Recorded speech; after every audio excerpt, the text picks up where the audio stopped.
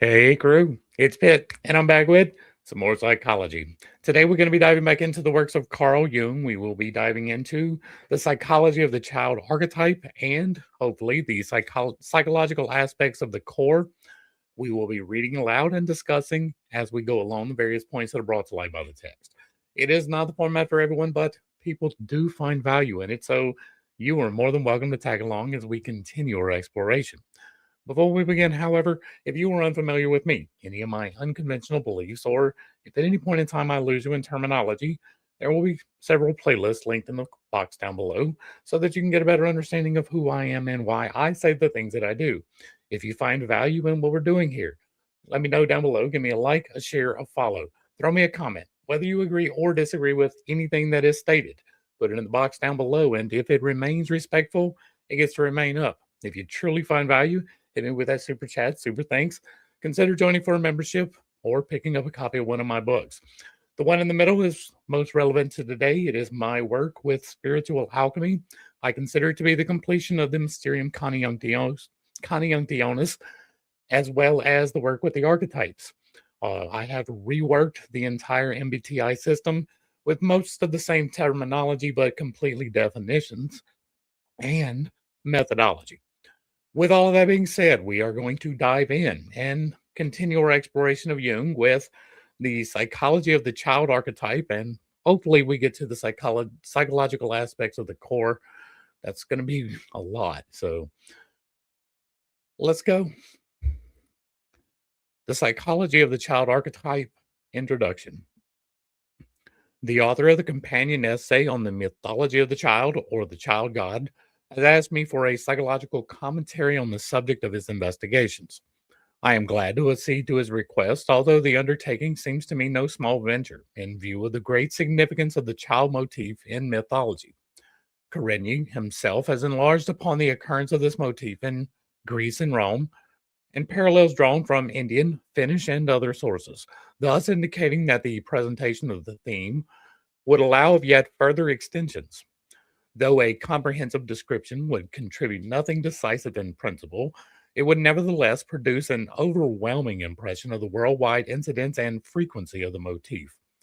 The customary treatment of mythological motifs so far in separate departments of science, such as philosophy, ethnology, the history of civilization, and comparative religion, was not exactly a help to us in recognizing their universality, and the psychological problems raised by this universality could easily be shelved by hypotheses of migration. Consequently, Adolf Bastien's ideas met with little success in their day. Even then, there was sufficient empirical material available to permit far reaching psychological conclusions, but the necessary premises were lacking. Although the psychological knowledge of that time included myth formation in its province, witness Wundt's Voldrosochology, it was not in a position to demonstrate this same process were a living function actually present in the psyche of civilized man, any more than it could understand mythological motifs as structured elements of the psyche. True to its history, when psychology was metaphysics, first of all, then the study of the senses and their functions, and then of the conscious mind and its functions, psychology identified its proper subject with the conscious psyche and its contents, and thus completely overlooked the existence of a non conscious psyche. Although various philosophers, among them Leibniz, Kant, and Schelling, had already pointed very clearly to the problem of the dark side of the psyche, it was a physician who felt impelled, from his knowledge and medical experience, to point to the unconscious as the essential basis of the psyche. This was C.G. Carus, the authority whom Edward von Hartmann followed. In recent times, it was, once again, medical psychology that approached the problem of the unconscious without philosophical preconceptions. It became clear from many separate investigations that the psychopathology of the neuroses and of many psychoses cannot dispense with the hypothesis of a dark side of the psyche. An example, the unconscious. It is the same with the psychology of the dreams, which is really the terra intermedia between normal and pathological psychology. In the dream, as in the products of psychoses, there are numberless interconnections, to which one can find parallels only in mythological associations of ideas, or perhaps in certain poetic creations, which are often characterized by a borrowing, not always conscious, for myths. Had thorough investigations shown that in the majority of such cases, would not have gone to the trouble of making extensive researches into individual and collective parallels. But, in point of fact, typical mythologisms were observed among individuals to whom all knowledge of this kind was absolutely out of the question, and where indirect derivation from the religious ideas that might have been known to them or from popular figures of speech was impossible. Such conclusions forced us to assume that we must be dealing with autochthonous revivals, independent of all tradition, and consequently that myth forming structural elements must be present in the unconscious psyche.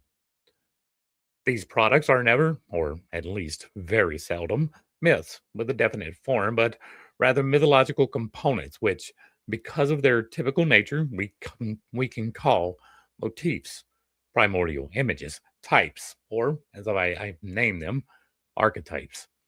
The child archetype is an excellent example. Today, we can hazard the formula that the archetypes appear in myths and fairy tales, just as they do in dreams and in the products of psychotic fantasy.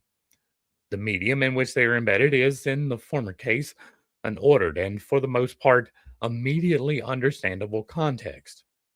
But in the latter case, a generally unintelligible, irrational, not to say delirious sequence of images, which nonetheless does not lack a certain hidden coherence. In the individual, the archetypes appear as involuntary manifestations of unconscious processes, whose existence and meaning can only be inferred, whereas the myth deals with the traditional forms of incalculable age. They hark back to a prehistoric world whose spiritual preconceptions and general conditions we can still observe today among existing primitives. Myths on this level are, as a rule, tribal history handed down from generation to generation by word of mouth. Primitive mentality differs from the civilized chiefly in that the conscious mind is far less developed in scope and intensity. Functions such as thinking, willing, etc., are not yet differentiated. They are preconscious. And in the case of thinking, for instance, this shows itself in the circumstance that the primitive does not think consciously, but that thoughts appear. The primitive cannot assert that he thinks. It is rather that something thinks in him. The spontaneity of the act of thinking does not lie causally in his conscious mind, but in his unconscious. Moreover, he is incapable of any conscious effort of will. He must put himself beforehand into the mood of willing, or let himself be put, hence his rites d'entrée et de sortie.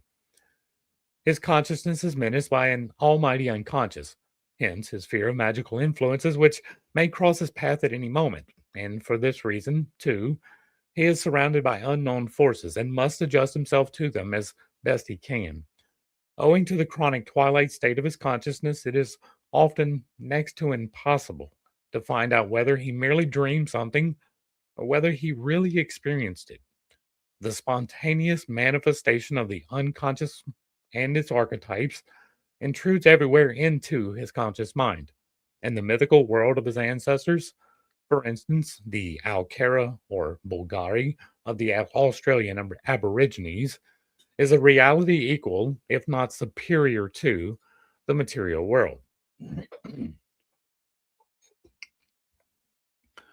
It is not the world as we know it that speaks out of his unconscious, but the unknown world of the psyche, of which we know that it mirrors our empirical world only in part, and that, for the other part, it molds this empirical world into accordance with its own psychic assumptions. The archetype does not proceed from physical facts, but describes how the psyche experiences the physical fact. And in so doing, the psyche often behaves so autocratically that it denies tangible reality or makes statements that fly in the face of it. The primitive mentality does not invent myths, it experiences them. Myths are original revelations of the preconscious psyche, involuntary statements about unconscious psychic happenings, and anything but allegories of physical processes. Such allegories would be an idle amusement for an unscientific intellect. Myths, on the contrary, have a vital meaning. Not merely do they represent, they are the psychic life of the primitive tribe, which immediately fall to pieces and decays when it loses its mythological heritage, like a man who has lost his soul. A tribe's mythology is its living religion, whose loss is always and everywhere, even among the civilized, a moral catastrophe. That is a thing. But religion is a vital link with psychic processes independent of and beyond consciousness in the dark hinterland of the psyche. Many of these unconscious processes may be indirectly occasioned by the consciousness, but never by conscious choice. Others appear to arise spontaneously, that is to say, from no discernible or demonstrable conscious cause. Modern psychology treats the products of unconscious fantasy activity as self portraits of what is going on in the unconscious or as statements of the unconscious psyche about itself. They fall into two categories. First, fantasies, including dreams of a personal character, which go back unquestionably to personal experiences, things forgotten or repressed, and can thus be completely explained by individual amnesis. Second, fantasies, including dreams, of an impersonal character, which cannot be reduced to experiences in the individual's past, and thus cannot be explained as something individually acquired. These fantasy images undoubtedly have their closest analogs in the mythological types. We must therefore assume that they correspond to certain collective and not personal structural elements of the human psyche in general, and like the morphological elements of the human body are inherited. Although tradition and transmission by migration certainly play a part, there are, as we have said, very many cases that cannot be accounted for in this way and drive us to the hypothesis of autochthonous revival. These cases are so numerous that we are obliged to assume the existence of a collective psychic substratum. I have called this the collective unconscious. The products of this second category resembles the types of structures to be met with in myth and fairy tale so much that we regard them as related. It is therefore wholly within the realm of possibility that both the mythological types as well as the individual types arise under quite similar conditions. As already mentioned, the fantasy products of the second category, and also those of the first, arise in a state of reduced intensity of consciousness in dreams, deliriums, reveries, visions, etc. In all these states, the check put on unconscious contents by the concentration of the conscious mind ceases, so that the hitherto unconscious material streams, as though from opened side sluices into the field of consciousness, opening up your periphery. This mode of origination is the general rule. Reduced intensity of consciousness and absence of concentration and attention, Genet's abaissement de niveau mental, corresponds pretty exactly to the primitive state of consciousness in which, we must suppose, myths were originally formed. It is therefore exceedingly probable that the mythological archetypes, too, made their appearance in much the same manner as the manifestations of the archetypal structures among individuals today. The methodological principle in accordance with which psychology treats the products of the unconscious is this: contents of an archetypal character are manifestations of processes in the collective unconscious. Hence, they do not refer to anything that is or has been conscious, but to something essentially unconscious. In the last analysis, therefore, it is impossible to say what they refer to. Every interpretation necessarily remains an as if. The ultimate core of meaning may be circumscribed, but not described, but not described. Even so, The bare circumscription denotes an essential step forward in our knowledge of the preconscious structure of the psyche, which was already in existence when there was, as yet, no unity of personality. Even today, the primitive is not securely possessed of it, and no consciousness at all. We can also observe this preconscious state in early childhood, and as a matter of fact, it is the dreams of this early period that not infrequently bring remarkable archetypal content to light. If then we proceed in accordance with the above principle, there is no longer any question whether a myth refers to the sun or the moon, the father or the mother, sexuality, or fire or water. All it does is circumscribe and give an approximate description of an unconscious core of meaning. It is the binary. And right, the subconscious is where we interpret the binary. Right. The better way to look at it, I'm evolving this as we go, right? But the source code would be the binary. The program that interprets the binary into something usable would be the subconscious. The actual interface of that would be the unconscious. It is there, it is available, it may not actually be active. It gives you access to the things that are deeper. And then you have the cursor, which is the choosing agent. And so you have the four levels of the mind as a computer program, right? Now, there are other correlations that can be drawn for it too, right? You can compare it to 3D printing, where you got the VAT and then you got the laser and then you got the potential and the actuality and the thing that is created. And you can apply it to a wide variety of things, but the computer really is a very handy way to do it. And it's better than using the binary is better than using the hard drive for it because it's actually part of the code, right? The binary is the code. The individual divisions, right? You have the archetype of existence and then the archetype of the division, right? The monad, the duad. That is literally the first two steps. And then you got the mediation between, that gets us the Trinity. And then that leads into some stability, that brings us to four.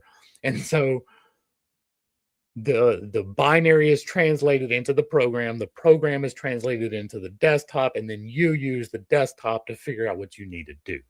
And so that's the conscious, the unconscious, the subconscious, the superconscious. Right. And so all of this binary right here, the sun or the moon, yes. Father, mother, yes. Sexuality, right? Male, female, same thing as father, mother. Yes. Fire, water, absolutely yes. Right. And so it gives us an approximate description of the unconscious core of meaning. And the unconscious, in this case, is going to be both the unconscious and the subconscious. Right? They work on different levels, but they work together. The subconscious is the agent of stasis. The unconscious is the agent of change, giving you the potential to change things through your decisions. And so it is quite literally fire and water in alchemical terms. The ultimate meaning of this nucleus was never conscious and never will be. It was and still is only interpreted. And every interpretation that comes anywhere near the hidden sense, or from the point of view of scientific intellect, nonsense, which comes to the same thing, as always, right from the beginning, laid claim not only to absolute truth and validity, but to instant reverence and religious devotion. Archetypes were and still are living psychic forces that demand to be taken seriously, and they have a strange way of making sure of their effect. Always, they were the bringers of protection and salvation, and their violation has its consequence the perils of the soul, known to us from the psychology of primitives. Moreover, they are the unfailing causes of neurotic and even psychotic disorders, behaving exactly like neglected or maltreated physical organs or organic functional systems. An archetypal content expresses itself first and foremost in metaphors. And if such a content should speak of the sun and identify it with the lion, the king, the hoard of gold guarded by the dragon, or the power that makes for the life and health of man, it is neither the one thing nor the other, but the unknown third thing that brings more or less adequate expression in all these similes. Yet, to the perpetual vexation of the intellect, remains unknown and not to be fitted into a formula. For this reason, the scientific intellect is always inclined to put on airs of enlightenment in the hope of banishing the specter once and for all. Whether its endeavors were called humorism or Christian apologetics, or enlightenment in the narrow sense, or positivism, there was always a myth hiding behind it in new and disconcerting garb, which then, following the ancient and venerable pattern, gave itself out as ultimate truth. In reality, we can never legitimately cut loose from our archetypal foundations unless we are prepared to pay the price of a neuroses, any more than we commit or can rid ourselves of our body and its organs without committing suicide. If we cannot deny the archetypes or otherwise neutralize them, we are confronted at every new stage in the differentiation of consciousness to which civilization attains with the task of finding a new interpretation appropriate to this stage in order to connect the life of the past that still exists in us with the life of the present, which threatens to slip away from it. If this link up does not take place, a kind of rootless consciousness comes into being, no longer oriented to the past, a consciousness which succumbs helplessly to all manner of suggestions and, in practice, is susceptible to psychic epidemics.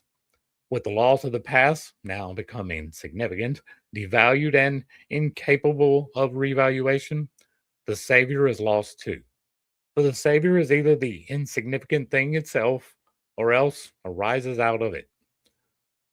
Over and over again in the metamorphosis of the gods, he rises up as the prophet or firstborn of a new generation and appears unexpectedly in the unlikeliest places, sprung from a tree, a stone, tree, furrow, water, etc., and in ambiguous form Tom Thumb, dwarf, child, animal, and so on. This archetype of the child god is extremely widespread and intimately bound up with all the other mythological aspects of the child motif. It is hardly necessary to allude to the still living Christ child, who, in the legend of St. Christopher, also has the typical feature of being smaller than small and bigger than big.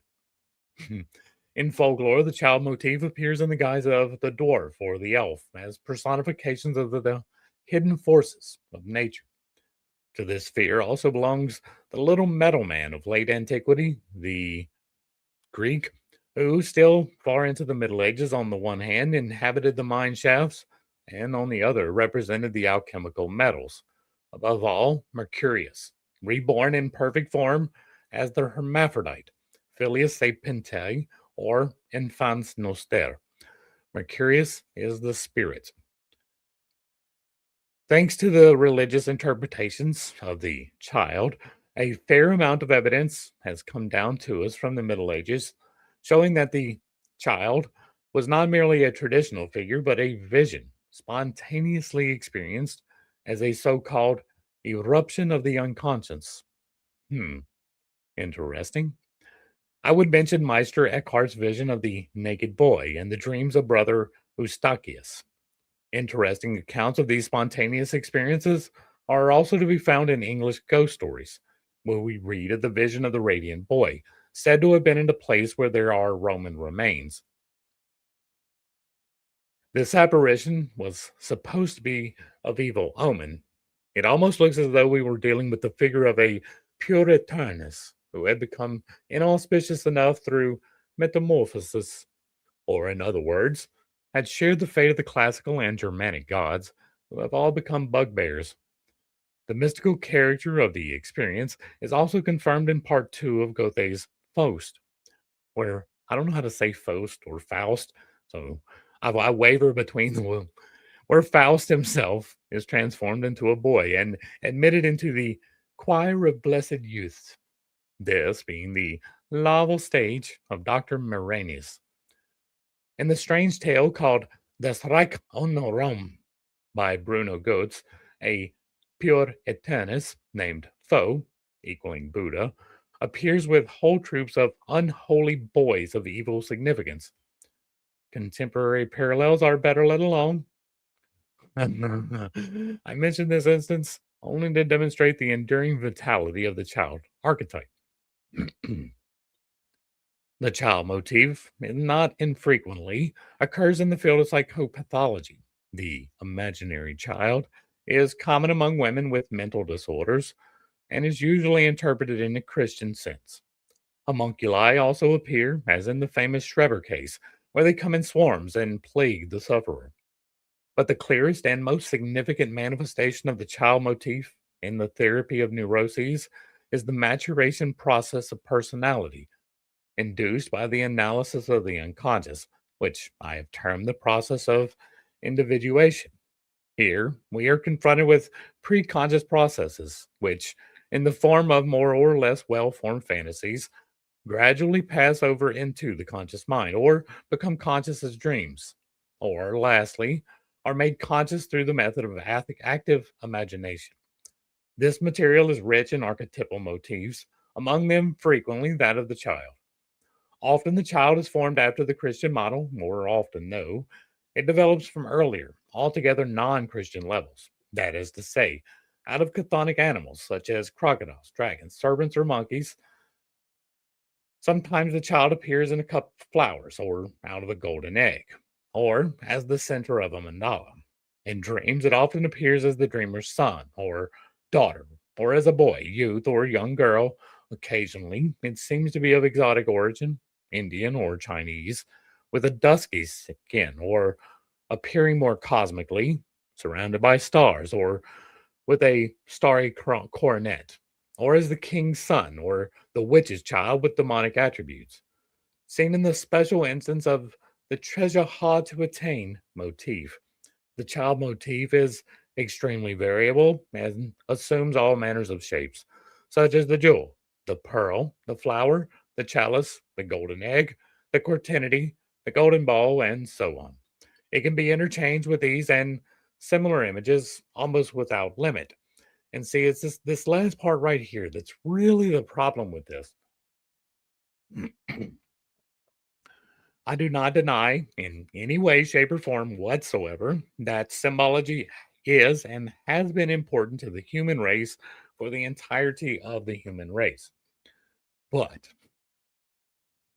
how do we know that some of these symbols are really meant to be other symbols? How do we know that a crocodile is really supposed to mean a child? There are extrapolations that are made from this observation and this observation and this observation, which may or may not be correlative at all. And they say, well, we think that this means a child. And somebody else says, well, I think that this means a child. And so now all of a sudden, a crocodile means a child instead of death, which is the more logical assumption, right? It is much more logical to assume that a crocodile would represent death than a child. It might represent the loss of a child, but it's probably not going to represent the child in the symbology. Some of these other things as well. I mean, some of these things have significance of themselves outside of any interpretation of the child other than as the spirit, right? The golden egg is a thing. The quaternity has a purpose. The golden ball and the golden egg are synonymous. The chalice is really not the exact same thing. There is a difference in these fundamentally. And the absence of that knowledge is a thing, right? I acknowledge that. But it's hard for me to read this in this manner, knowing the difference, right? When you know the difference and you see it being used wrong, right? Some of this is the same, right? The golden egg, the pearl, even the flower, the same. The chalice is not. The quaternity is not. And so it is an assumption that is being made that these represent the same thing, and that is not necessarily necessarily true. The heart in that individual helps dictate the symbolic definition. Yeah, and that is true for most of them, right? But like there are some universals, right? Like an eagle represents freedom in pretty much every culture, we assume, uh, for reasons that are obvious, right? It flies, it's does its thing by itself. And so It is logical to assume that freedom and birds in general are a motif, but some of these things it really doesn't make any sense. Like the crocodile, right? The crocodile and the child, that's a stretch. Like on an instinctual level, right? I'm sure there's an academic reason for it, but on an instinctual, primitive understanding, these people who would be making the artwork, they might associate the death of the child with it, the loss of a child with it, but they're not going to associate the child itself with the crocodile. Like, that just doesn't make any sense. 2, the psychology of the child archetype. The archetype is a link with the past. As to the psychology of our theme, I must point out that every statement going beyond the purely phenomenal aspects of the archetype lays itself open to the criticism we have expressed above. Not for a moment dare we succumb to the illusion that an archetype can be finally explained and disposed of. Even the best attempts at explanation are only more or less successful translations into another metaphorical language. Indeed, the language itself is only an image. If y'all can hear my dogs, I apologize, but the most we can do is to dream the myth onwards and give it to a modern dress. And whatever our explanation or interpretation does go with it, we do to our own souls as well, with corresponding results for our own well being. The archetype, never let us forget this, is a psychic organ present in all of us. Yes, a bad explanation means a correspondingly bad attitude to this organ, which may thus be injured. But the ultimate sufferer is the bad interpreter himself. Hence, the explanation should always be such that the functional significance of the archetype remains unimpaired, so that an adequate and meaningful connection between the conscious mind and the archetypes is assured. For the archetype is an element of our psychic structure and thus a vital and necessary component in our psychic economy. It represents or personifies certain instinctive data of the dark, primitive psyche, the real but invisible roots of consciousness. Of what elementary importance the connection with these roots is, we see from the preoccupation of the primitive mentality with certain magic factors, which are nothing less than what we would call archetypes. This original form of religio, linking back, is the essence, the working basis of all religious life even today, and always will be, whatever future form this life may take. There is no rational substitute for the archetype any more than there is for the cerebellum or the kidneys. We can examine the physical organs anatomically, histologically, and embryologically. This would correspond to an outline of archetypal phenomenology and its presentation in terms of comparative history. But we only arrive at the meaning of a physical organ when we begin to ask the teleological question. Hence, the query arises: what is the biological purpose of the archetypes? Just as physiology answers such a question for the body, so is the business of psychology to answer it for the archetype. Got a book on that. Statements like, the child motif is a vestigial memory of one's own childhood, and similar explanations merely beg the question.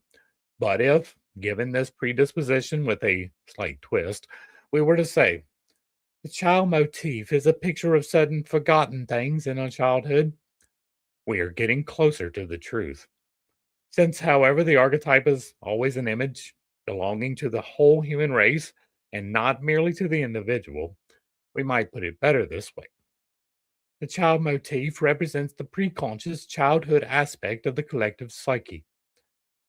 We shall not go wrong if we make this statement for the time being historically on the analogy of certain psychological experiences, which show that certain phases in an individual's life can become autonomous, can personify themselves to the extent that they result in a vision of oneself. For instance, one sees oneself as a child. Visionary experiences of this kind, whether they occur in dreams or in the waking state, are, as we know, conditional on a dissociation having previously taken place between past and present. Such dissociations come about because of various incompatibilities. For instance, a man's present state may have come into conflict with his childhood state, or he may have violently sundered himself from his original character in the interest of some arbitrary persona, more in keeping with his ambitions. He has thus become unchildlike and artificial, and has lost his roots. All this presents a favorable opportunity for an equally vehement confrontation with the primary truth. In view of the fact that men have not yet ceased to make statements about the child God, we may perhaps extend the individual analogy to the life of mankind and say in conclusion that humanity, too, probably always comes into conflict with its childhood conditions, that is, with its original unconscious and instinctive state, and that the danger of the kind of conflict which induces the vision of the child actually exists. Religious observances, an example, the retelling and ritual repetition of the mythical event, consequently serve the purpose of bringing the image of childhood and everything connected with it again and again before the eyes of the conscious mind so that the link with the original condition may not be broken. 2. The function of the archetype. The child motif represents not only something that existed in the distant past, but also something that exists now. That is to say, it is not just a vestige, but a system functioning in the present whose purpose is to compensate or correct, in a meaningful manner, the inevitable one sidedness and extravagances of the conscious mind. It is in the nature of the conscious mind to concentrate on relatively few contents and to raise them to the highest pitch of clarity. A necessary result and precondition is the exclusion of other potential contents of consciousness. The exclusion is bound to bring about a certain one sidedness of the conscious contents, since the differentiated consciousness of civilized man has been granted an effective instrument for the practical realization of its contents through the dynamics of of his will. There is all the more danger the more he trains his will, of his getting lost in one sidedness and deviating further and further from the laws and roots of his being. This means, on the one hand, the possibility of human freedom, but, on the other, it is a source of endless transgressions against one's instincts.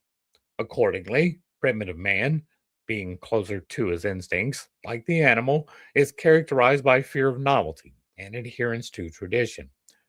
To our way of thinking, he is painfully backwards, whereas we exalt progress.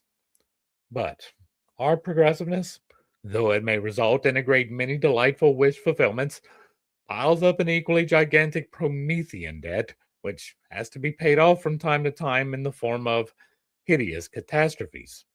For ages, man has dreamed of flying, and all we have got for it is saturation bombing. We smile today at the Christian hope of life beyond the grave, and yet we often fall into chiliasms 100 times more ridiculous than the notion of a happy hereafter. Our differentiated consciousness is in continual danger of being uprooted. Hence, it needs compensation through the still existing state of childhood.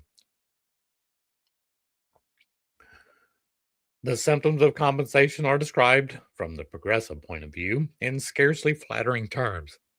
Since, to the superficial eye, it looks like a retarding operation. People speak of inertia, backwardness, skepticism, fault finding, conservatism, timidity, pettiness, and so on. But, inasmuch as man has, in high degree, the capacity for cutting himself off from his own roots, he may also be swept uncritically to catastrophe by his dangerous one sidedness. The retarding ideal is always more primitive, more natural in the good sense as in the bad, and more moral in that it keeps faith with law and tradition. The progressive ideal is always more abstract, more unnatural, and less moral in that it demands disloyalty to tradition. Progress, enforced by will, is always convulsive. Backwardness may be closer to naturalness, but in its turn, it is always menaced by painful awakenings. Right? This is the masculine feminine at fighting right here, right? The stasis agent, the stay the same agent, the don't change, right? That is the feminine element, that is water. And then you have the other side that is, hey, strive for more, change, something needs to be different, right? That is fire. And so that is the masculine element. And so that is literally what's being described here is the two sides of the mind. I mean, the unconscious and the subconscious, the unconscious being fire and the subconscious being water, are constantly fighting, right? They fight each other. And so you have to mediate in between as the air agent, the mercury agent. And so you get to say what kind of salt is going to be created. Back to the text. The older view of things realized that progress is only possible deo coincidente, thus proving itself conscious of the opposites and repeating the age old rights d'entrée de l'esotie on a higher plane. The more differentiated consciousness becomes, the greater the danger of severance from the root condition. Complete severance comes when the deo conscendente is forgotten. Now, it is an axiom of psychology that when a part of the psyche is split off from the consciousness, it is only apparently inactivated. In actual fact, it brings about a possession of the personality, with the result that the individual's aims are falsified in the interest of the split off part. If, then, the childhood state of the collective psyche is repressed to the point of total exclusion, the unconscious content overwhelms the conscious aim, and inhibits, falsifies, and even destroys its realization. Viable progress only comes from the cooperation of both. I agree.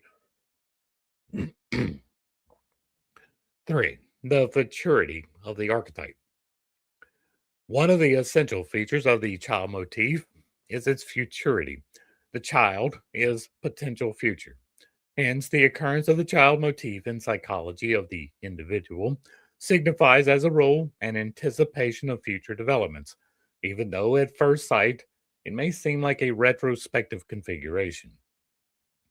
Life is a flux, a flowing into the future, and not a stoppage or a backwash. It is therefore not surprising that so many of the mythological saviors are child gods. This agrees exactly with our experience of the psychology of the individual, which shows that the child paves way for the future change of personality.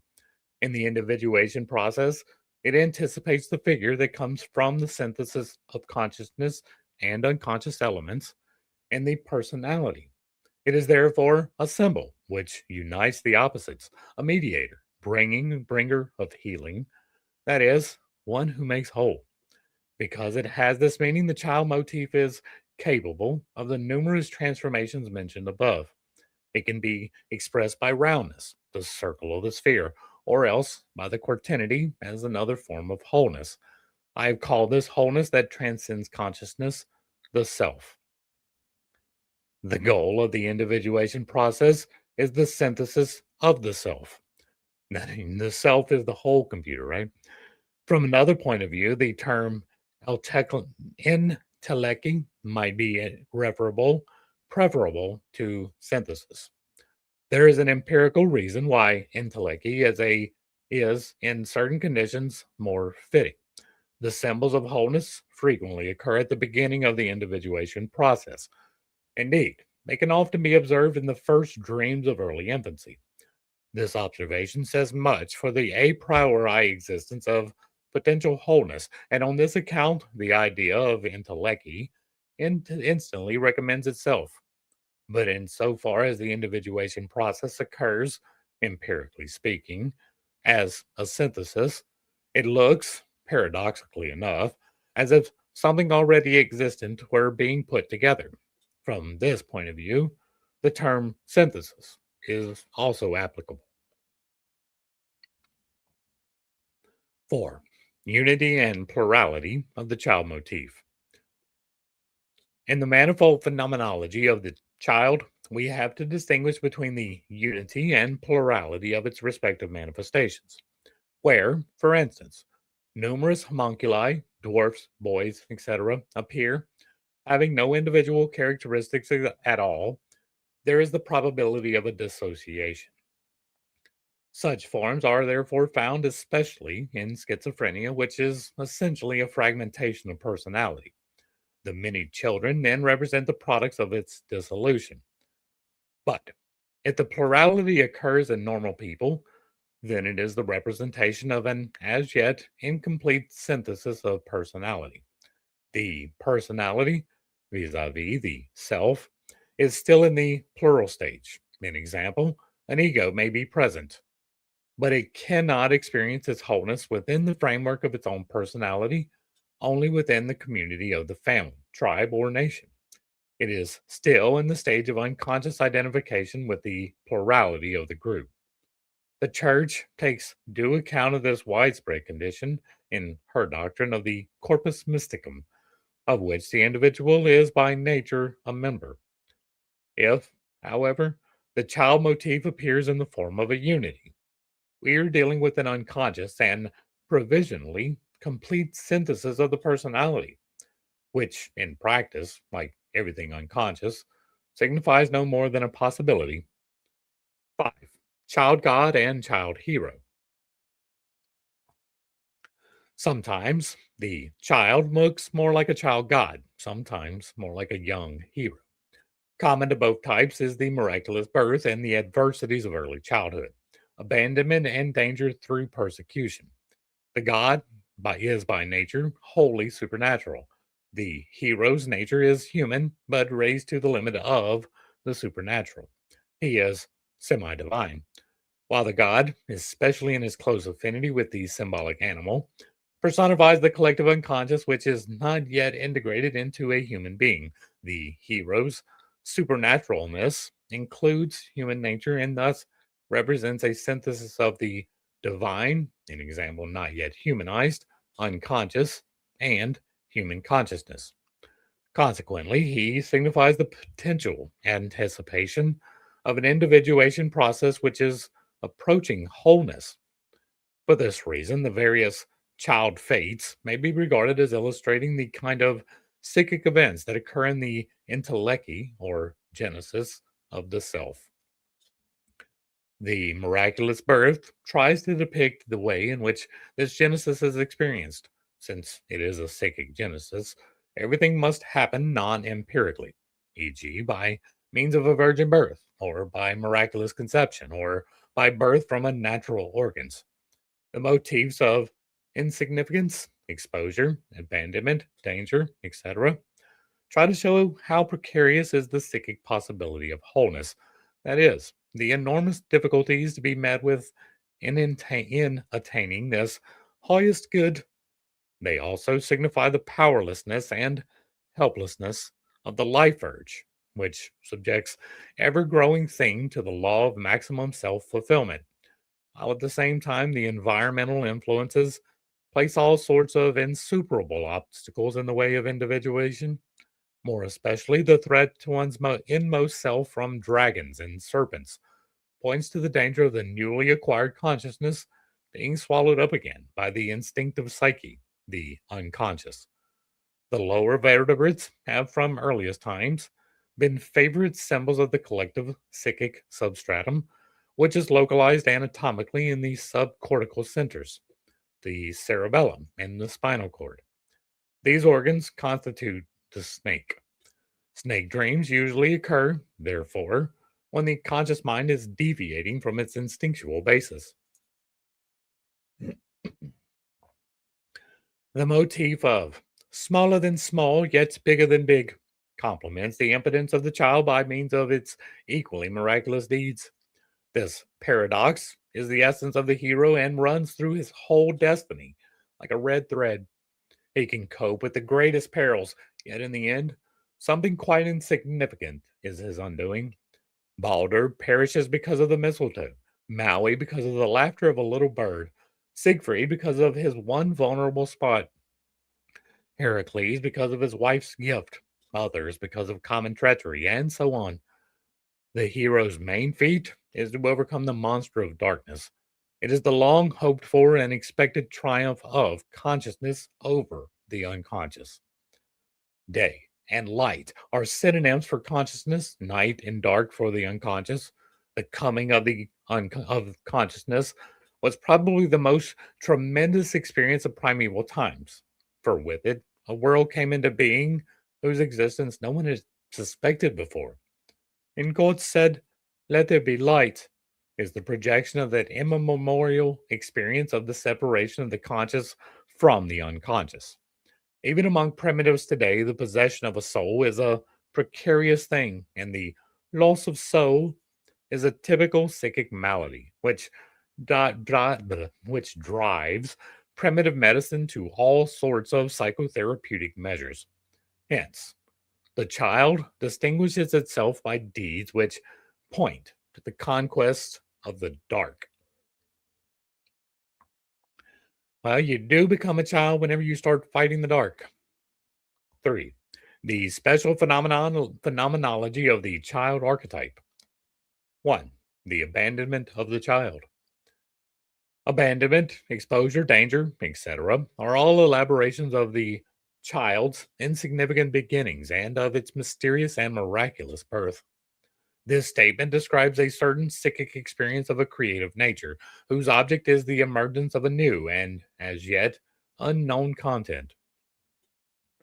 In the psychology of the individual, there is always, at such moments, an agonizing situation of conflict from which there seems to be no way out, at least for the conscious mind, since, as far as this is concerned, tertium non datur.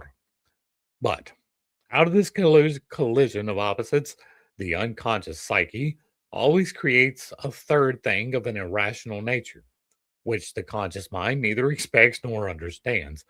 It presents itself in the form that is neither a straight yes nor a straight no, and is consequently rejected by both.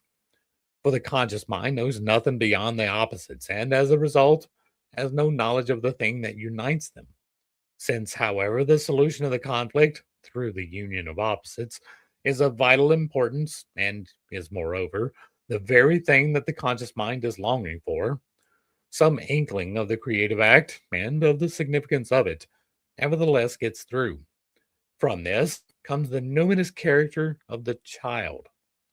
A meaningful but unknown content always has a secret fascination for the conscious mind. The new configuration is a nascent whole. It is on its way to wholeness, at least so far as it excels in wholeness. The conscious mind, when torn by opposites, and, and surpasses it in completeness. For this reason, all uniting symbols have a redemptive significance. Out of this situation, the child emerges as a symbolic content, manifestly separated or even isolated from its background, the mother, but sometimes including the mother in its perilous situation, threatened on the one hand by the negative attitude of the conscious mind, and on the other by the horror vacui of the unconscious, which is quite ready to swallow up all of its progeny, since it produces them only in play, and destruction is an inescapable part of its play. Nothing in all the world welcomes this new birth, although it is the most precious fruit of Mother Nature herself, the most pregnant with the future, signifying a higher stage of self realization. That is why nature, the world of instincts, takes the child under its wing. It is nourished or protected by animals. Child means something evolving towards independence. This it cannot do without detaching itself from its origins. Abandonment is therefore a necessary condition, not just a concomitant symptom. The conflict is not to be overcome by the conscious mind, remaining caught between the opposites, and for this very reason, it needs a symbol to point out the necessity of detaching itself from its origins. Because the symbol of the child fascinates and grips the conscious mind, its redemptive effect passes over into consciousness and brings about that separation from the conflict situation, which the conscious mind by itself was unable to achieve. The symbol anticipates a nascent state of consciousness. So long as this is not actually in being, the child remains a mythological projection, which requires religious repetition and renewed by ritual. The Christ child, for instance, is a religious necessity only so long as the majority of men are incapable of giving psychological reality to the saying, except ye become as little children. Since all such developments and transitions are extraordinarily difficult and dangerous, it is no wonder that figures of this kind persist for hundreds or even thousands of years. Everything that man should and yet cannot be or do, be it in a positive or negative sense, lives on in a mythological figure and anticipation alongside his consciousness, either as a religious projection or, what is still more dangerous, as unconscious contents which then project themselves spontaneously into incongruous objects. An example, hygienic and other salvationist doctrines or practices. All these are so many rationalized substitutes for mythology, and their unnaturalness does more harm than good. The conflict situation that offers no way out, the sort of situation that produces the child as the irrational third, is of course a formula appropriate only to psychological, that is, modern stage of development. It is not strictly applicable to the psychic life of primitives, if only because the primitive man's childlike range of consciousness still excludes a whole world of possible psychic experiences. Seen on the nature level of the primitive, our modern moral conflict is still an objective calamity that threatens life itself. Hence, not a few child figures are culture heroes, and thus identified with things that promote culture. An example, fire, metal, corn, maize, etc. As bringers of light, that is, enlargers of consciousness, they overcome darkness, which is to say that they overcome the earlier unconscious state. Higher consciousness, or knowledge, going beyond our present day consciousness, is equivalent to being all alone in the world. Here, here. The loneliness expresses the conflict between the bearer or symbol of higher consciousness and his surroundings. The conquerors of darkness go far back into primeval times and, together with many other legends, prove that there once existed a state of original psychic distress, namely unconsciousness. Hence, in all probability, the irrational fear which primitive man has of the dark even today. I've found a form of religion among a tribe living on Mount Elgon that corresponded to pantheistic optimism. Their optimistic mood was, however, always in abeyance between 6 o'clock in the evening and 6 o'clock in the morning, during which time it was replaced by fear. For in the dark being a yeek, for in the night, the dark being a yeek has his dominion, the maker of fear. During the daytime, there were no monster snakes anywhere in the vicinity, but at night, they were lurking over every path. At night, the whole of mythology was let loose. It does have that tendency to make things happen, doesn't it? Two, the invincibility of the child. It is a striking paradox in all child myths that the child is, on the one hand, delivered, helpless, into the power of terrible enemies and in continual danger of extinction, while on the other, he possesses powers far exceeding those of ordinary humanity. This is closely related to the psychological fact that though the child may be insignificant, unknown, a, a mere child, he is also divine. From the conscious standpoint, we seem to be dealing with an insignificant content that has no releasing, yet alone redeeming, character. The conscious mind is caught in its conflict situation, and the combatant forces seem to be so overwhelming that the child, as an isolated content, bears no relation to the conscious factors. It is therefore easily overlooked and falls back into the unconscious. At least, this is what we should have to fear if things turn out according to our conscious expectations. Myth, however, emphasizes that it is not so, but that the child is endowed with superior powers and, despite all dangers, will unexpectedly pull through. The child is born out of the womb of the unconscious, begotten out of the depths of the human nature, or rather, out of living nature herself.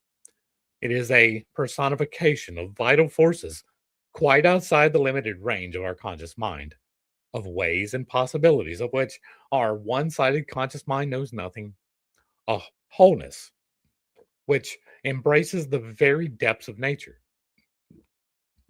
It represents the strongest, the most ineluctable urge in every being, namely, the urge to realize itself.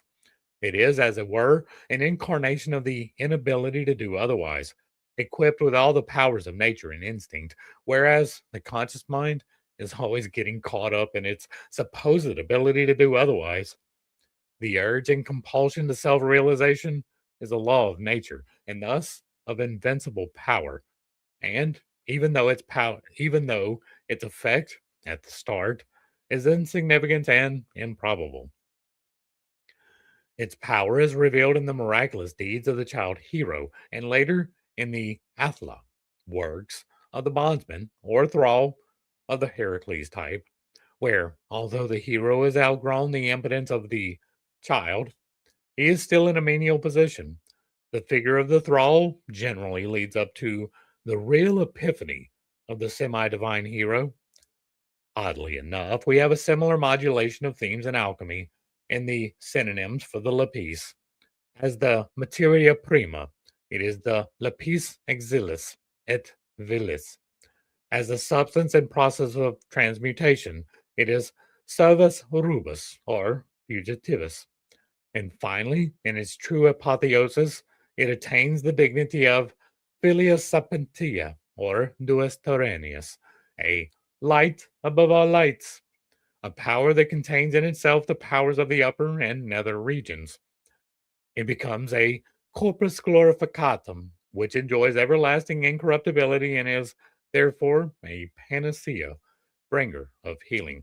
Yes, yes. The materia prima is the feminine side of things, right?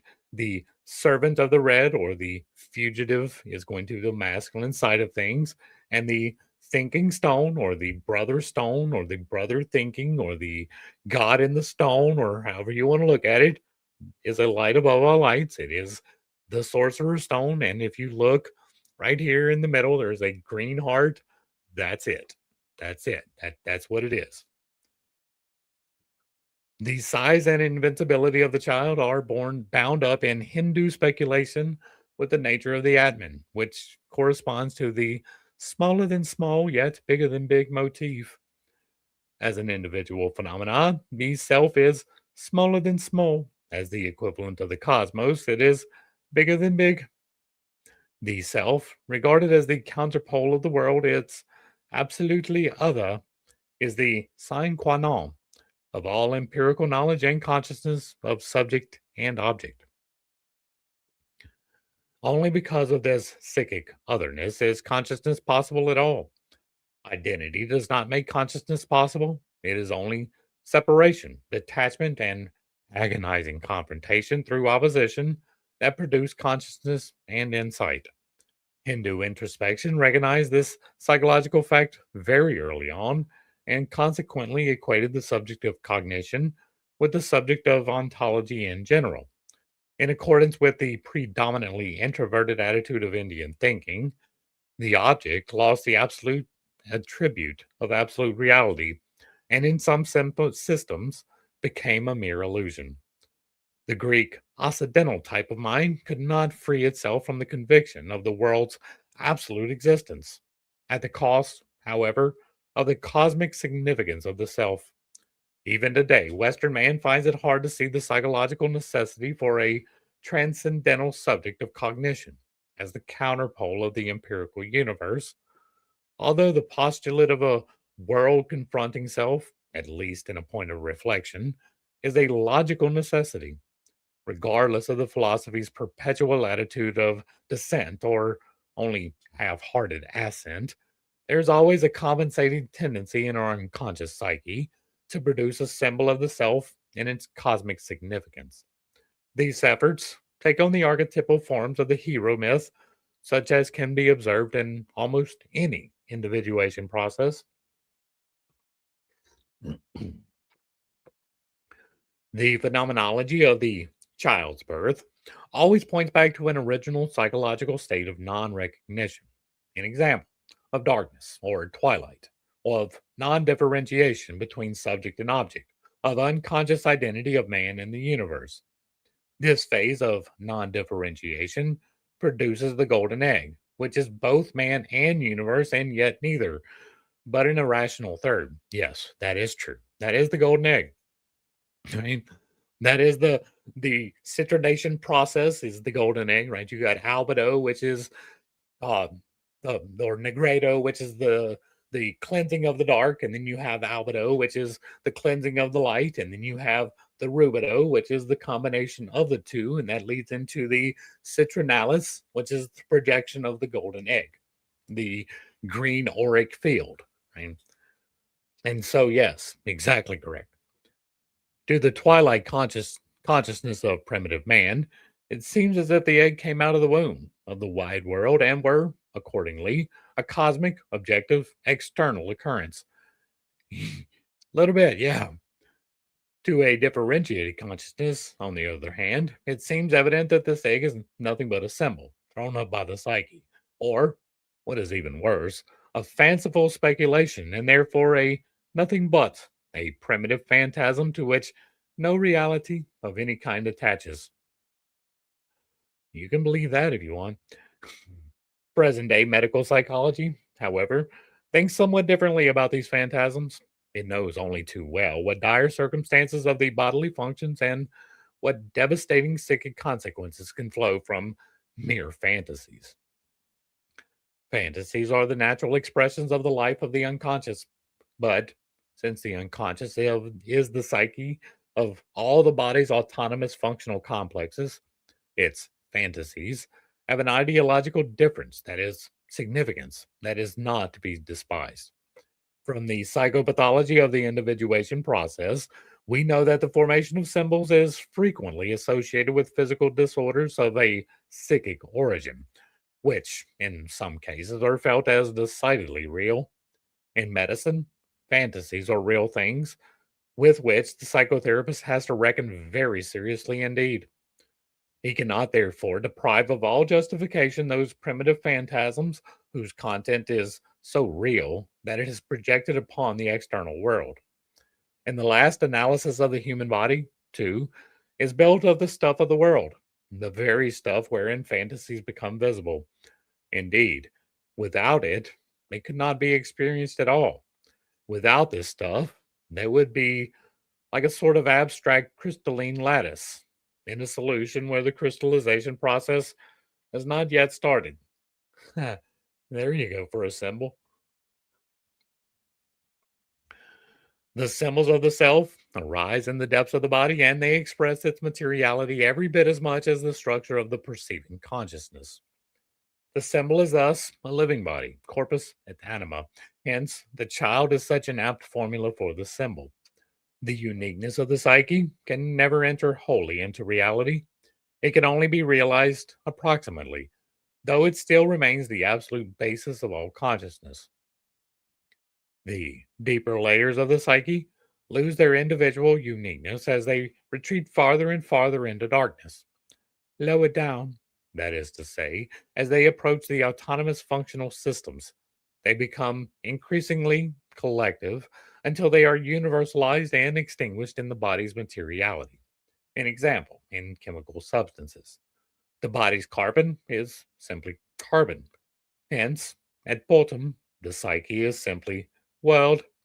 In this sense, I took Karenyi to be absolutely right when he says that in the symbol, the world itself is speaking. The more archaic and deeper, that is, more physiological, the symbol is, the more collective and universal, the more material it is. The more abstract, differentiated, and specific it is, and the more its nature approximates to conscious uniqueness and individuality, the more it sloughs off its universal character.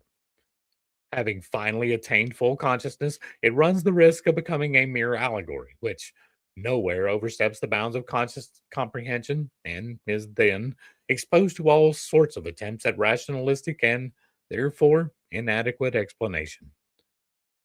3. the hermaphroditism of the child.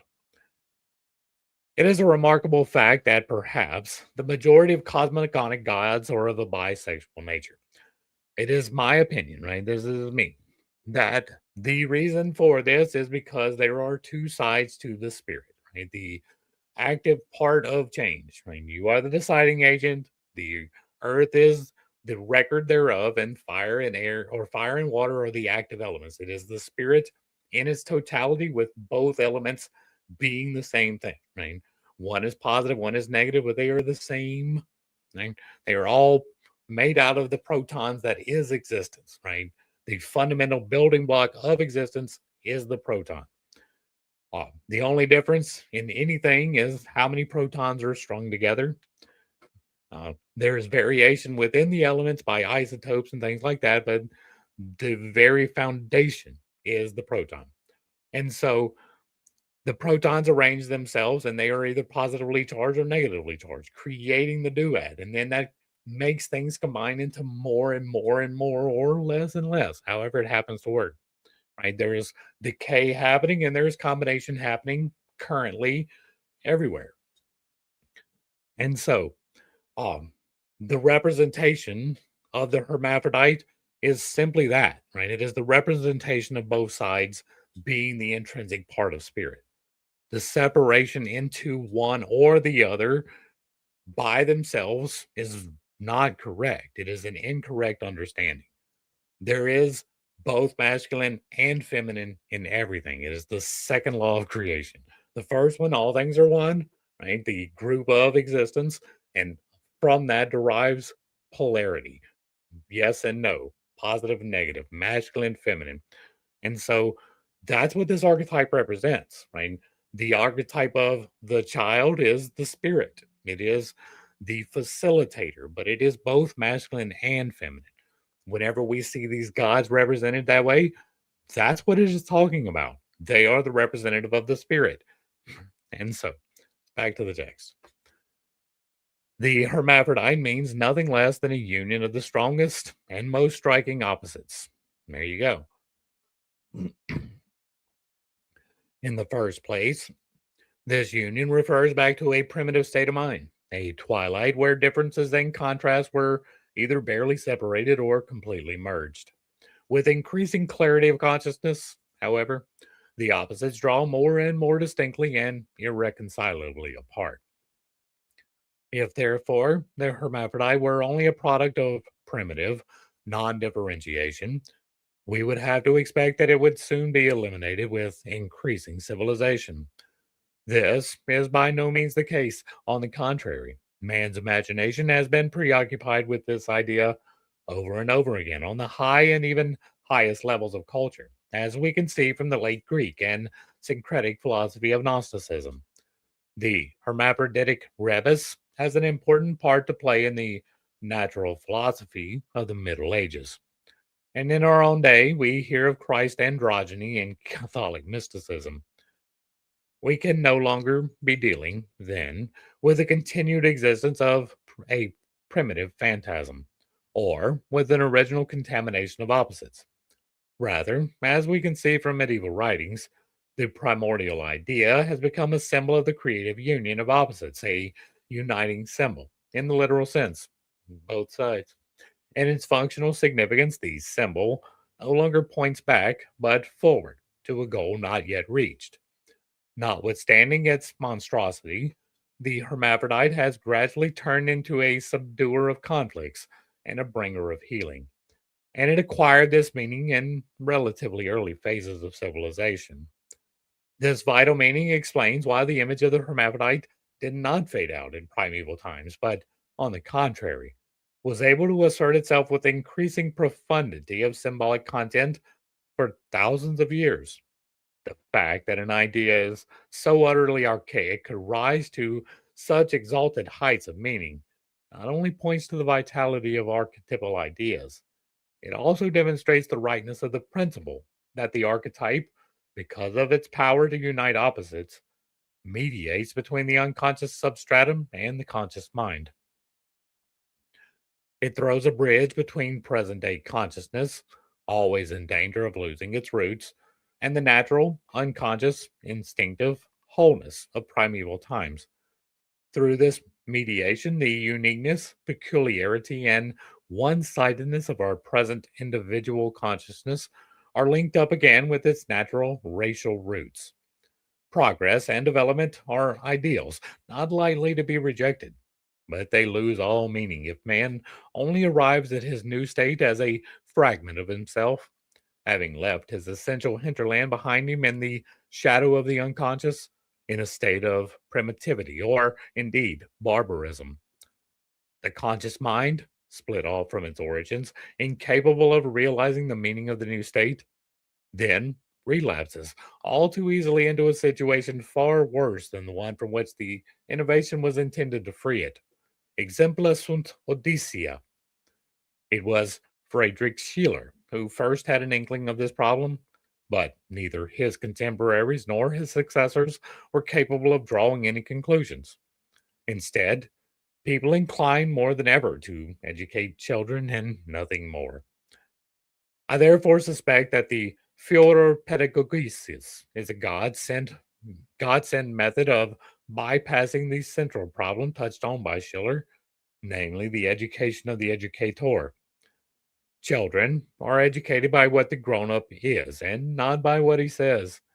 The popular faith in words is a veritable disease of the mind, for a superstition of this sort always leads farther and farther away from man's foundations and seduces people into a disastrous identification of the personality with whatever slogan may be in vogue.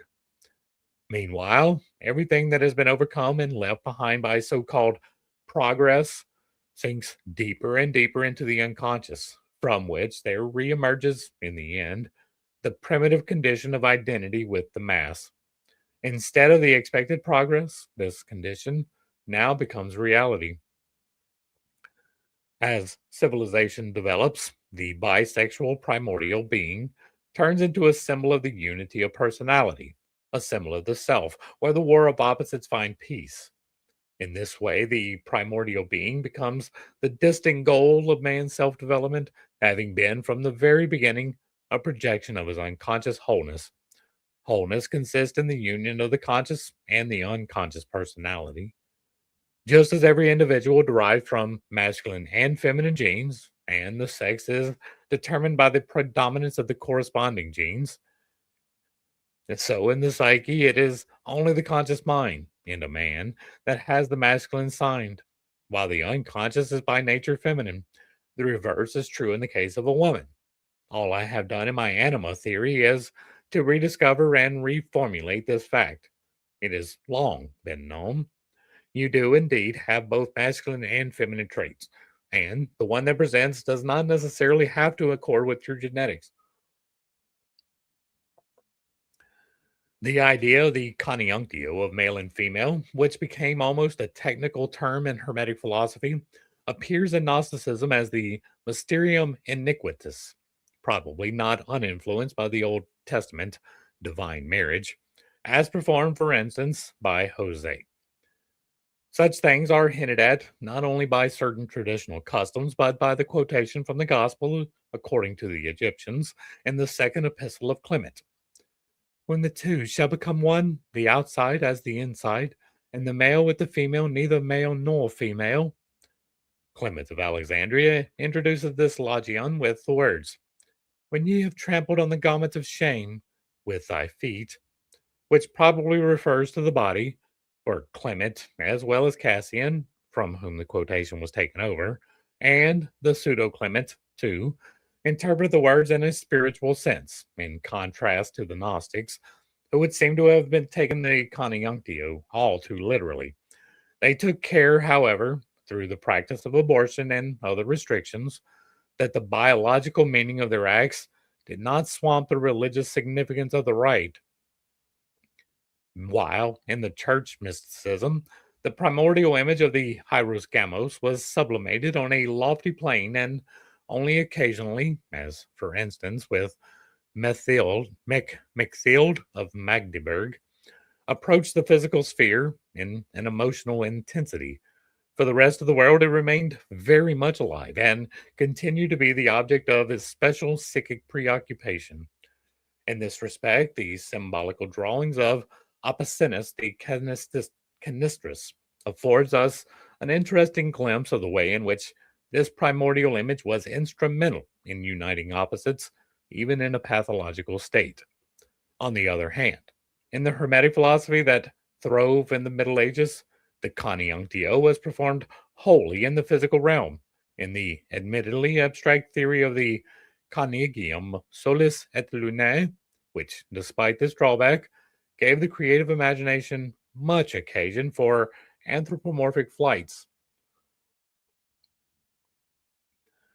Such being the state of affairs, it is readily understandable that the primordial image of the hermaphrodite should reappear in modern psychology in the guise of the male female antithesis.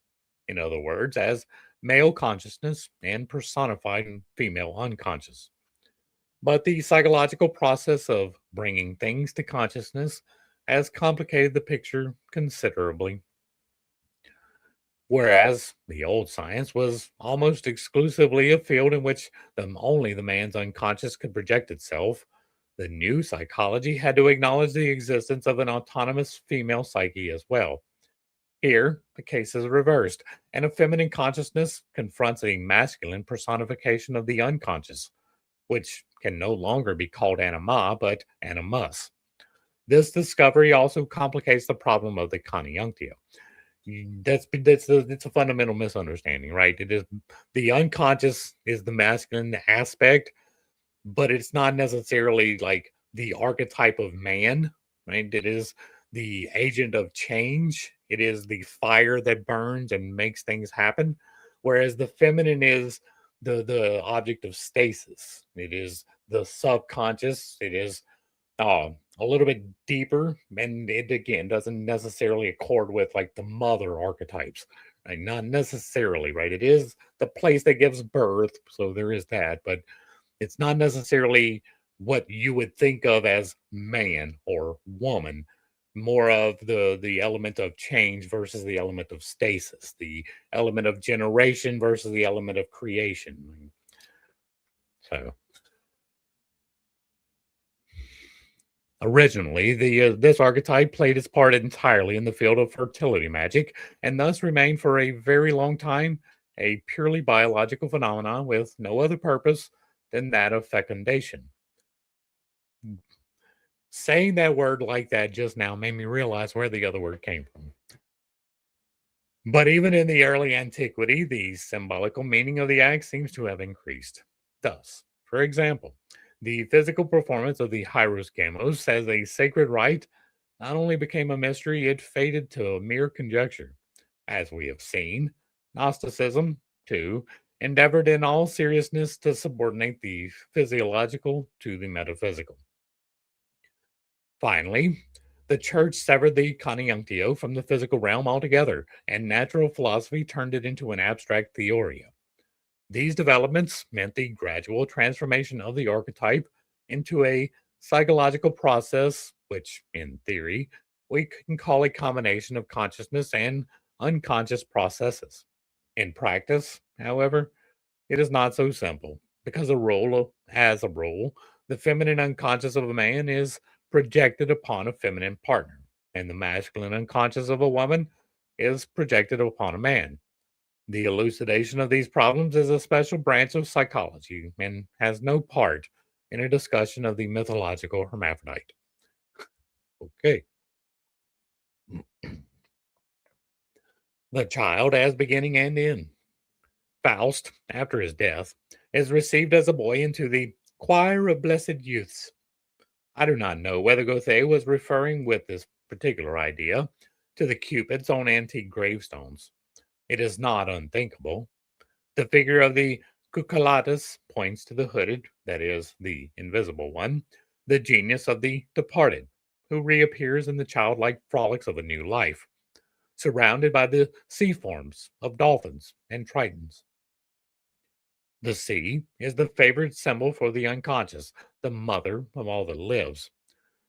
just as the child is in certain circumstances, e.g., in the case of Hermes and Dactylus, closely related to the phallus, symbol of the begetter. So it comes up again in the sepulchral phallus, symbol of a renewed begetting. The child is therefore renatus in novum infantium. It is both, thus, both beginning and end, initial and terminal creature. The initial creature existed before man was, and the terminal creature will be when man is not. Psychologically speaking, this means that the child symbolizes the pre-conscious and the post-conscious essence of man. His pre-conscious essence is the unconscious state of earliest childhood. His post-conscious essence is an anticipation, by analogy, of life after death.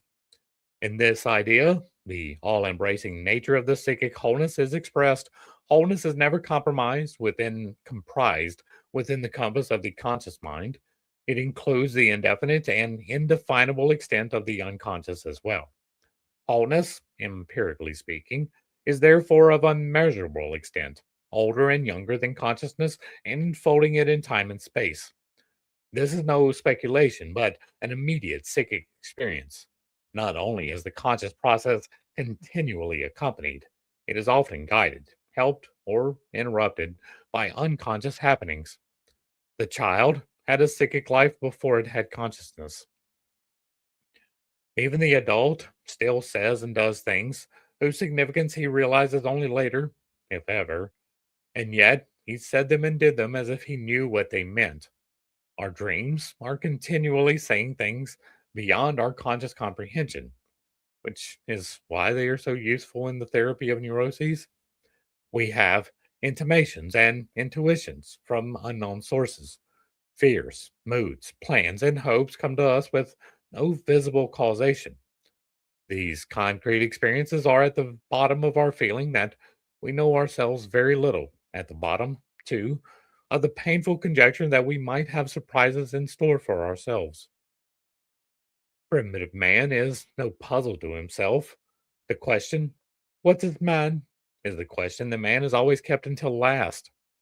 Primitive man has so much psyche outside his conscious mind that the experience of something psychic outside him is far more familiar to him than to us. Consciousness hedged about by psychic powers, sustained or threatened or diluted by them, is the age old experience of mankind. This experience has projected itself into the archetype of the child, which expresses man's wholeness. The child is all that is abandoned and exposed, and at the same time, divinely powerful. The insignificant, dubious beginning, and the triumphal end. The eternal child in man is an indescribable experience, an incongruity, a handicap, and a divine prerogative, an imponderable that determines the ultimate worth or worthlessness of a personality. 4. Conclusion. I am aware that a psychological commentary on the child archetype, without detailed documentation, must remain a mere sketch. But since this is virgin territory for the psychologist, my main endeavor has been to stake out the possible extent of the problems raised by our archetype and to describe, at least cursorily, its different aspects. Clear cut distinctions and strict formulations are quite impossible in this field, seeing that a kind of fluid interpenetration belongs to the very nature of all archetypes. They can only be roughly circumscribed at best. Their living meaning comes out more from their presentation as a whole than from a single formulation. Every attempt to focus them more sharply is immediately punished by the intangible core of meaning losing its luminosity. No archetype can be reduced to a simple formula. It is a vessel which we can never empty and never fill. It has a potential existence only, and when it takes shape and matter, it is no longer what it was. It persists throughout the ages and requires interpreting every ever anew. The archetypes are the imperishable elements of the unconscious, but they change their shape continually. It is well nigh hopeless. It is a well nigh hopeless undertaking to tear a single archetype out of the living tissue of the psyche. But despite their interwovenness, they do form units of meaning that can be apprehended intuitively. Psychology, as one of the many expressions of psychic life, operates with ideas which, in their turn, are derived from archetypal structures and thus generate a somewhat more abstract kind of myth. Psychology, therefore, translates the archaic speech of myth into a modern mythologium, not yet, of course, recognized as such, which constitutes one element of the myth science. This seemingly hopeless undertaking is a living and lived myth, satisfying to persons of a corresponding temperament, indeed, beneficial insofar as they have been cut off from their psychic origins by neurotic dissociation. As a matter of experience, we meet the child archetype in spontaneous and in therapeutically induced individuation processes. The first manifestation of the child is, as a rule, a totally unconscious phenomenon. Here, the patient identifies himself with his perfect personal infantilism. Then, under the influence of therapy, we get a more or less gradual separation from and objectivation of the child. That is, the identity breaks down and is accompanied by the intensification, sometimes technically induced, of fantasy, with the result that archaic or mythological features become increasingly apparent. Further transformations run true to the hero myth. The theme of mighty feats is generally absent, but on the other hand, the mythical dangers play all the greater part.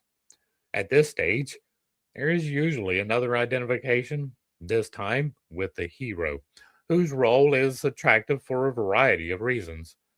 The identification is often extremely stubborn and dangerous to the psychic equilibrium. If it can be broken down and if consciousness can be reduced to human proportions, the figure of the hero can gradually be differentiated into a symbol of the self. In practical reality, however, it is of course not enough for the patient merely to know about such developments. What counts is his experience of the various transformations. The initial stage of the personal infantilism presents the picture of an abandoned or misunderstood and unjustly treated child with overweening pretensions. The epiphany of the hero, the second identification, shows itself in corresponding inflation. The colossal pretensions grow into a conviction that one is something extraordinary, or else the impossibility of the pretension ever being fulfilled only proves one's own inferiority, which is favorable to the role of the heroic sufferer, a negative inflation. In spite of the indicatoriness, both forms are identical because conscious megalomania is balanced by unconscious compensatory inferiority and conscious inferiority by unconscious megalomania. You never get one without the other. Once the reef of the second identification has been successfully circumnavigated, conscious processes can be cleanly separated from the unconscious and the latter observed objectively. This leads to the possibility of an accommodation with the unconscious and thus to a possible synthesis of the conscious and unconscious elements of knowledge and action. This, in turn, leads to a shifting of the center of personality from the ego to the self. In this psychological framework, the motifs of abandonment, invincibility, hermaphroditism, and beginning and end take their place as distinct categories of experience and understanding. All right, we might have time for this. All right. The psychological aspects of the core. Not only is the figure of Demeter in the core in its threefold aspect of maiden, mother, and hectate, that would be crone, maiden, mother, and crone. And the other ones had names too, right? Not unknown to the psychology of the unconscious. It is even something of a practical problem. The core has her psychological counterpart in those archetypes, which I have called the self or supraordinate personality on the one hand, and the anima on the other. In order to explain these figures, which I cannot assume all readers to be familiar. I must begin with some remarks of a general nature. The psychologist has to contend with the same difficulties as the mythologist when an exact definition or clear and concise information is demanded of him. The picture is concrete, clear, and subject to no misunderstandings, only when it is seen in its habitual context. In this form, it tells us everything it contains. But as soon as one tries to abstract the real essence of the picture, the whole thing becomes cloudy and indistinct. In order to understand its living function, we must let it remain an organic thing in all its complexity and not try to examine the anatomy of its corpse in the manner of the scientist or the archaeology of its ruin in the manner of the historian. Naturally, this is not to deny the justification of such methods when applied in their proper place. In view of the enormous complexity of psychic phenomena, a purely phenomenological point of view is and will be for a long time the only possible one and the only one with any prospect of success. Whence things come and what they are, these, particularly in the field of psychology, are questions which are apt to call forth untimely attempts at explanation. Such speculations are, moreover, based far more on unconscious philosophical premises than on the nature of the phenomena themselves. Psychic phenomena, occasioned by unconscious processes, are so rich and so multifarious that I prefer to describe my findings and observations, and, where possible, to classify them, that is, to arrange them, under certain definite types. That is the method of natural science, and it is applied wherever we have to do with multifarious and still unorganized material. One may question the utility or the appropriateness of the categories or types used in the arrangement, but not the correctness of the method itself. Since for years I have been observing and investigating the products of the unconscious in the widest sense of the word, namely dreams, fantasies, visions, and delusions of the insane, I have not been able to avoid recognizing certain regularities, that is, types. There are types of situations and types of figures that repeat themselves frequently and have a corresponding meaning. I therefore employ the term motif to designate these repetitions. Thus, there are not only typical dreams, but typical motifs in the dreams. These may, as we have said, be situations or figures. Among the latter, there are human figures that can be arranged under a series of archetypes, the chief of them being, according to my suggestion, the shadow, the wise old man, the child, including the child hero, the mother, primordial mother and earth mother, and the supraordinate personality, demonic because supraordinate, and her counterpart, the maiden, and lastly, the anima in man and the animus in woman. The above types are far from exhausting all the statistical regularities in this respect. The figure of the core that interests us here belongs, when observed in a man, to the anima type, and when observed in a woman, to the type of supraordinate personality. This is an essential characteristic of psychic figures that they are duplex, or at least capable of duplication, and at all events, they are bipolar and oscillate between their positive and negative meanings.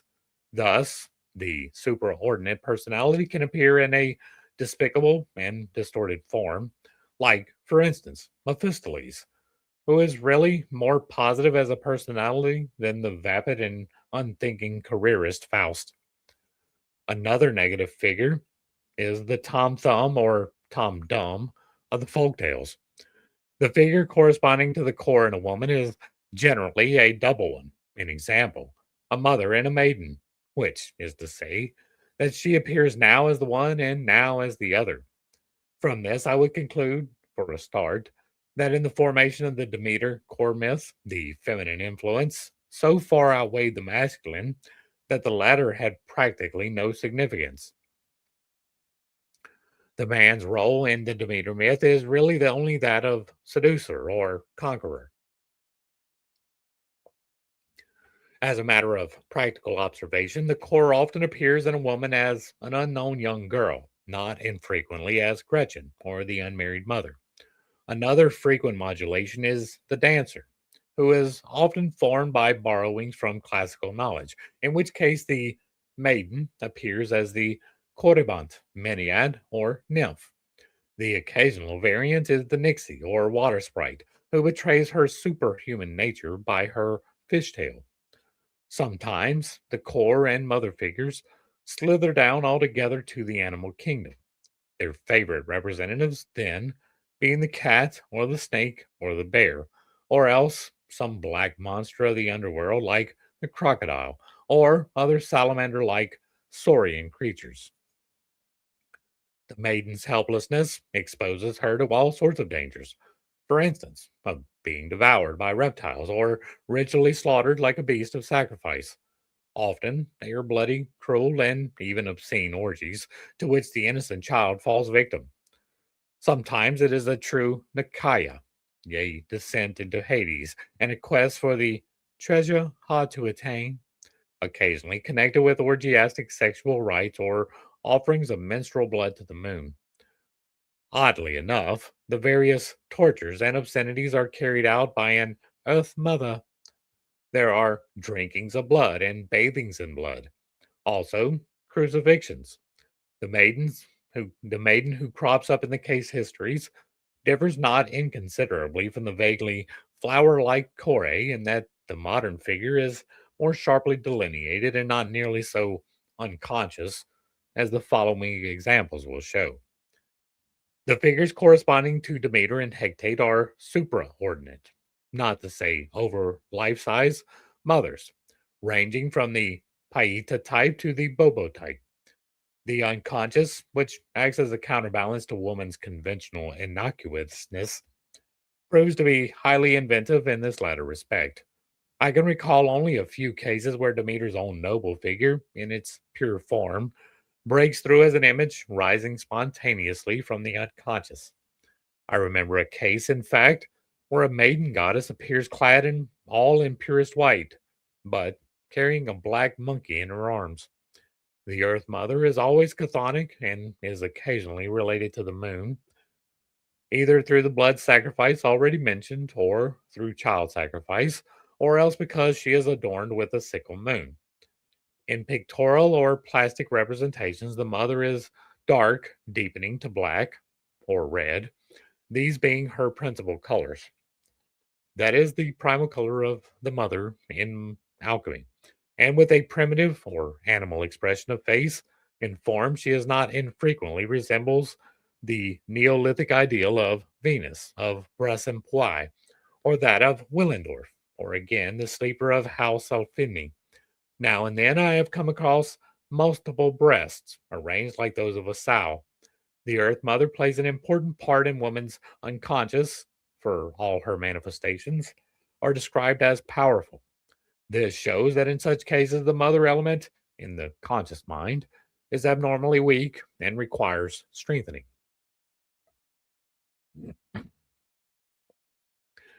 In view of all this, I admit, in view of all this, it is, I admit, hardly understandable why such figures should be reckoned as belonging to the type of supraordinate personality. In a scientific investigation, however, one has to disregard moral or aesthetic prejudices and let the facts speak for themselves. The maiden is often described as not altogether human in the usual sense. She is either of unknown or peculiar origin, or she looks strange, or undergoes strange experiences, from which one is forced to infer the maiden's extraordinary myth like nature.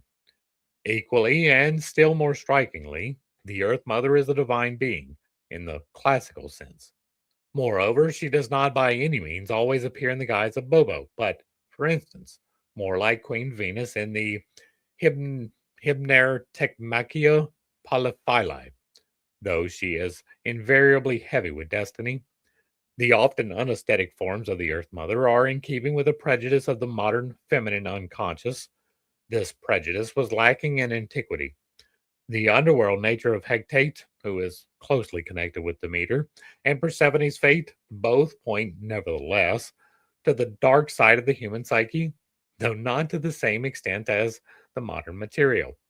The dark side, indeed. The feminine side is the representative of the vice, right? And the masculine side is the representative of the virtue, not necessarily because they are good or evil, but because they just line up that way. And so, to me, again, exactly correct. The supraordinate personality is the total man. An example, man as he really is, not as he appears to himself. To this wholeness, the unconscious psyche also belongs, which has its requirements and needs just as consciousness has. I do not want to interpret the unconscious personalistically and assert, for instance, that fantasy images like those described above are the wish fulfillments due to repression. These images were, as such, never conscious and consequently could never have been repressed. I understand the unconscious rather as an impersonal psyche common to all men, even though it expresses itself through a personal consciousness. When anyone breathes, his breathing is not a phenomenon to be interpreted personally. The mythological images belong to the structure of the unconscious and are an impersonal possession. In fact, the great majority of men are far more possessed by them than possessing them. Images like those described above give rise, under certain conditions, to corresponding disturbances and symptoms, and it is then the task of medical therapy to find out whether and how and to what extent these impulses can be integrated with the conscious personality, or whether they are a secondary phenomenon which some defective orientation of consciousness has brought out of its normal potential state into actuality. Both possibilities exist in practice. I usually describe the supraordinate personality as the self, thus making a sharp distinction between the ego, which, as is well known, extends only as far as the conscious mind, and the whole of the personality, which includes the unconscious as well as the conscious component. The ego is thus related to the self as part to whole. To that extent, the self is supraordinate. Moreover, the self is felt empirically, not as subject but as object, and this by reason of its unconscious component, which can only come to consciousness indirectly by way of projection. Because of its unconscious component, the self is so far removed from the conscious mind that it can only be partially expressed by human figures. The other part of it has to be expressed by objective, abstract symbols. The human figures are father and son, mother and daughter, king and queen, god and goddess. Theriomorphic symbols are the dragon, snake, elephant, lion, bear, and other powerful animals, or, again, the spider, crab, butterfly, beetle, worm, etc. Plants are generally flowers, lotus, and rose. These lead to geometrical figures like the circle, the sphere, the square, the quaternion, the clock, the firmament, and so on. The indefinite extent of the unconscious component makes a comprehensive description of the human personality impossible. Accordingly, the unconscious supplements the picture with living figures ranging from the animal to the divine as the two extremes outside man, and rounds out the animal extreme through the addition of vegetable and inorganic abstractions into a microcosm. These addenda have a high frequency in anthropomorphic divinities where they appear as attributes. Demeter and Kor, mother and daughter, extend the feminine consciousness both upwards and downwards. They add an older and younger, stronger and weaker dimension to it and widen out the narrowly limited conscious mind bound in space and time, giving it intimations of a greater and more comprehensive personality, which has a share in the eternal course of things. We can hardly suppose that myth and mystery were invented for any conscious purpose. It seems much more likely that they were the involuntary revelation of a psychic but unconscious precondition. The psyche, pre-existence to consciousness, e.g., in the child, participates in the maternal psyche on the one hand, while on the other it reaches across to the daughter psyche. We could therefore say that every mother contains her daughter in herself and every daughter her mother, and that every woman extends backwards into her mother and forwards into her daughter. This participation and intermingling gives rise to that peculiar uncertainty as regards time. A woman lives earlier as a mother, later as a daughter. The conscious experience of these ties produces the feeling that her life is spread out over generations. The first step towards the immediate experience and conviction of being outside time, which brings with it a feeling of immortality. The individual's life is elevated into a type. Indeed, it becomes the archetype of a woman's fate in general. This leads to a restoration or apokatastasis of the lives of her ancestors, who now, through the bridge of the momentary individual, pass down into the generations of the future. An experience of this kind gives the individual a place and a meaning in the life of the generations, so that all unnecessary obstacles are cleared out of the way of the life stream that is to flow through her. At the same time, the individual is rescued from her isolation and restored to her wholeness. All ritual preoccupation with archetypes ultimately has this aim and this result. It is immediately clear to the psychologist what cathartic and, at the same time, rejuvenating effects must flow from the Demeter cult into the feminine psyche, and what a lack of psychic hygiene characterizes our culture, which no longer knows the kinds of wholesome experience afforded by Eleusinian emotions. I take full account of the fact that not only the psychologically minded layman, but the professional psychologist and psychiatrist as well, and even the psychotherapist, do not possess an adequate knowledge of their patient's archetypal material, insofar as they have not specially investigated this aspect of the phenomenology of the unconscious.